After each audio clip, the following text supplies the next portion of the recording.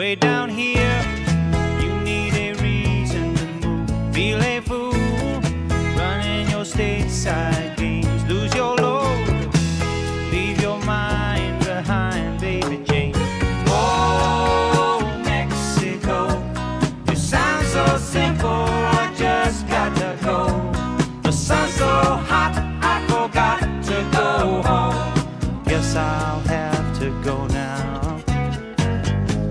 Americana got the sleepy eye, but Hey, Curtis, you mind if I record some video? like a live wire. What's up, baby? Oh, we got Big Curtis here. What's up, Curtis? How's it going? Where we at right now? Where you be living? We are in beautiful La Jolla, California. Middle of spring. Whose house we going to go peep on? We'll go check out Mitt Romney's. Oh, no, you didn't. Mitt's Romney. There we go. Yeah, we're going to a little walk. He lives right down by the beach, like on the sand. That's where Curtis hangs out, you know. Goes snooping around.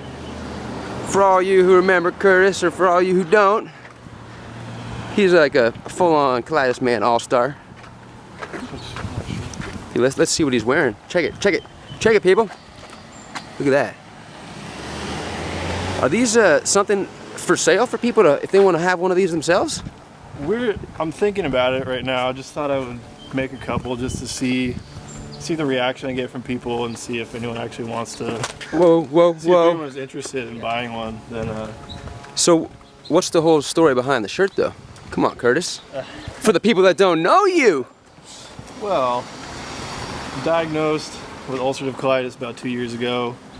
Actually, a little over 2 years ago. And Okay, then okay.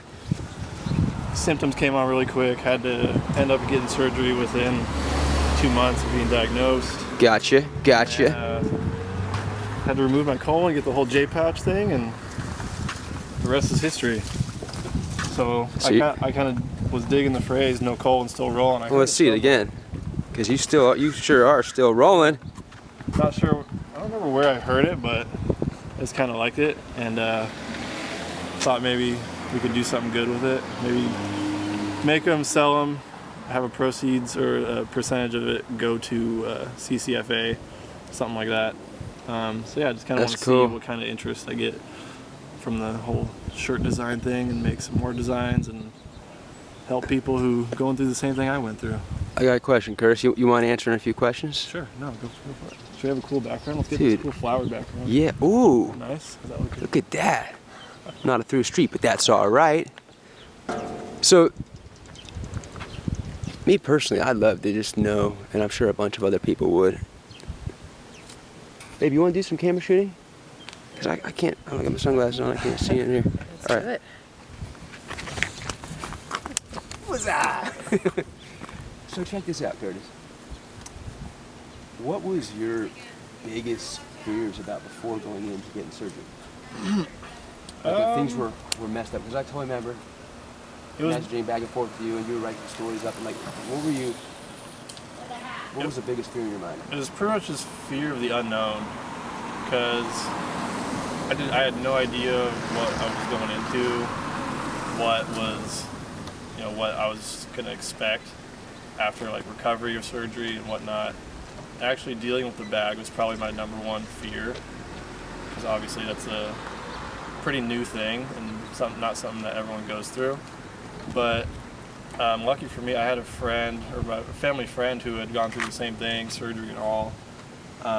And he was living in France, so I was emailing him back and forth, getting some info from him about everything, and he kind of helped me through it. Was he dealing with colitis as well? Yeah, he was, and then he had the surgery as well. So he had the J pouch surgery, so he's all set. And so I had someone kind of to talk to, like even though it wasn't face to face through email, it was kind of helpful to have someone supportive, Super cool. doing it.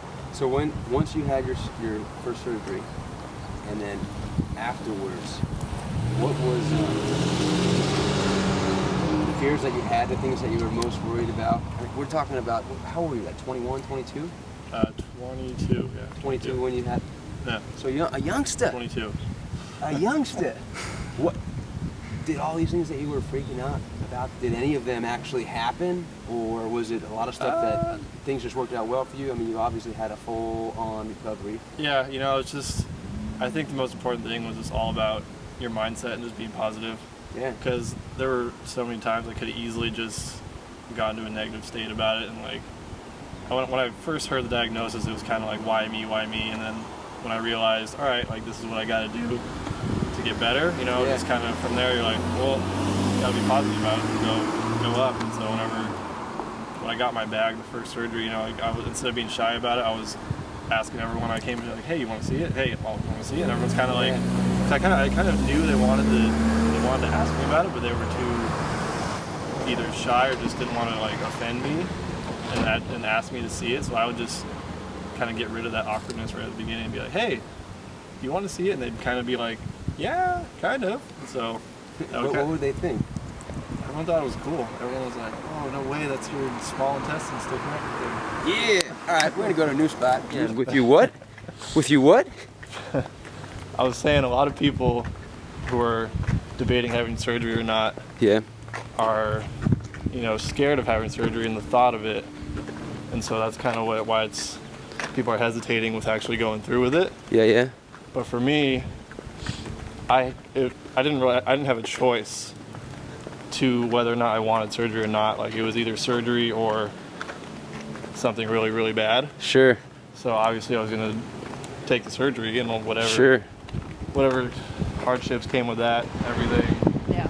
They pretty much tried everything possible, and then on my last hospital stint, like before surgery, they upped the dosage like a lot, and that still didn't work. So then at that point they knew, they're like, all right, well, nothing's gonna work. We don't want to keep pumping you in with all these bad medications, like super high doses when I'm super weak. So what kind of weight were you down to?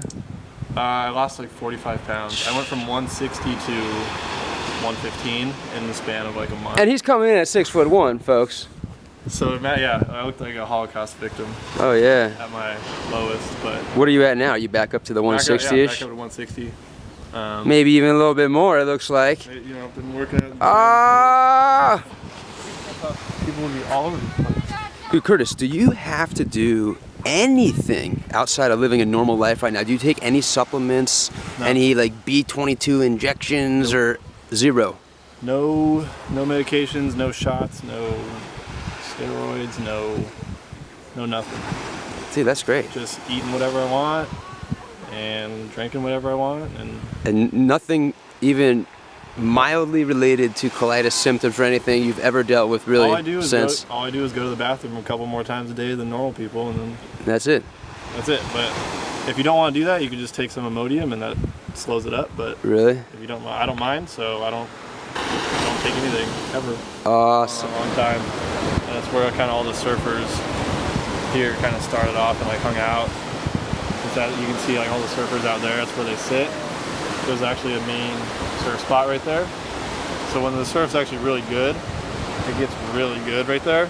You see like a lot of big name like surfers actually come out and surf this area. You go rip it up with those crazies? No, I don't stay. It's too crazy over there because there's only. It's like, come on now, Curtis. It's only one kind of wave, and it's just a lot of people sitting in one spot. Oh, okay. You have to be super aggressive and. It's a touristy spot. It's not a touristy spot. It's a local spot. Oh, yeah. Stay away, tourists. So the locals, yeah. If you're a tourist, locals gonna give you the beat down on the surf turf. If you're from Arizona, don't come over here. Don't even think about it. And that's what brings the cold water down. Cold in the winter. But in the summer, we get a bunch of south, so the swells kind of go in that direction. So pretty much everywhere like Encinitas north to like Oceanside gets really good in the summer. And then in the wintertime, like everywhere. All right, Curtis, give him the final word. No, I'm just saying if anyone out there is kind of having thoughts or on the fence about, whether or not surgery is the right option for them or nervous about surgery, like send me an email or, contact me some way through Adam or something. Like I'd be happy to talk to everyone about my experience and, what their experience could be, just to give a different perspective, because a lot of people who are on the fence are probably, thinking they're probably nervous and scared because they don't have anyone to talk to. who's Sure. been through it and, you know, gone through all the surgeries and like to the other side. And but all the people that I've talked to who have been through surgery couldn't be happier with it, you know, with the results, and, you know, saying the same thing, like, man, I can eat whatever I want now, kind of do whatever I want, get back to normal, not have to take medications all the time. Yeah, it's that. Oh man, cool. Yeah. Way down here, you need a reason to move. Feel a fool, running your stateside games. Lose your load, leave your mind behind, baby Jane. Oh, Mexico, you sound so simple, I just got to go. The sun's so hot, I forgot to go home.